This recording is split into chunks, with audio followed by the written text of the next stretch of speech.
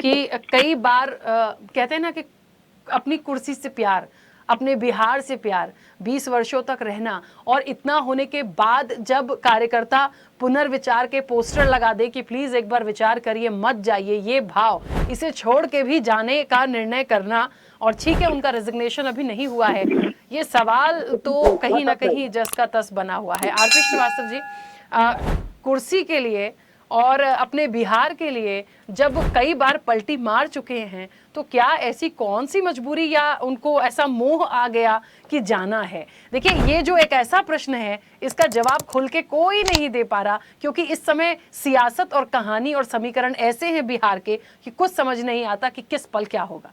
बिल्कुल सही कहा आपने कि कुछ समझ नहीं आता क्या होगा। और आपने एक सवाल खड़ा किया है कि कई बार अपनी कुर्सी के लिए पलटी मार चुके हैं। ये तो कोई बताने की ज़रूरत नहीं है, ऑलरेडी पहले भी सारे लोग जानते हैं, मेरे ख्याल में पैनल में बैठे हुए सारे लोगों को पता है। सवाल ये है कि नीतीश कुमार जी ने भले ही पलटी मारा हो, लेकिन बिहार के विकास के लिए ज़रूर उन्होंने काफ़ी कुछ किया है। अब अपने प्रदेश के विकास के लिए अगर 10 बार पलटी मार रहे हैं तो कोई बड़ी बात नहीं है। और जहाँ तक उनके कार्य करने की शैली के बारे में, उनकी क्षमता के बारे में, वो जग जाहिर है। हमें लगता है, और जिस तरह से वो एनडीए के साथ मिल करके बिहार में सरकार चला रहे हैं, इसके पहले भी चलाए, हालांकि कुछ मतभेद के चक्कर में जो है वो अलग भी हुए, लेकिन फिलहाल अभी की जो परिस्थितियां हैं, बिहार में कौन सीएम होगा उस पर हम चर्चा करें, और कौन कौन नहीं होगा ये भी है। वहाँ का समीकरण क्या है, किस दिशा में जा रहा है। हमें जहाँ तक लगता है कि सबका ये मानना है कि निशांत कुमार जो है सीएम नहीं हो सकते हैं। अब सवाल है कि भारतीय राजनीति हो चाहे राजनीतिक व्यवस्था में कब क्या हो जाता है, कौन बता पाएगा? हम में से किसी को पता नहीं है क्या परिस्थितियां निर्मित होती हैं।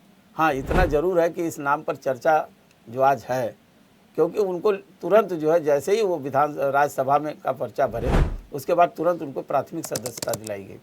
इसका मतलब कि इसके पहले क्यों नहीं दिलाया?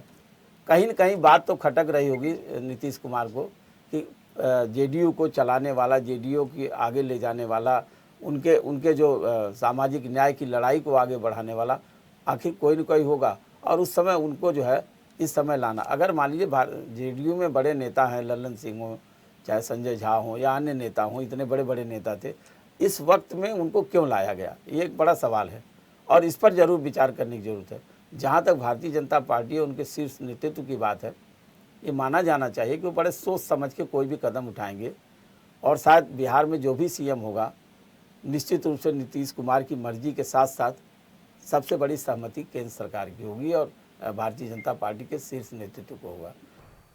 ऐसे ही वीडियोस के लिए लाइक करें, शेयर करें, फॉलो करें, YouTube पर जाकर सब्सक्राइब कर बेल आइकन दबाना ना भूलें, और ताजा अपडेट्स के लिए स्वदेशलाइव.com पर जरूर जाएं।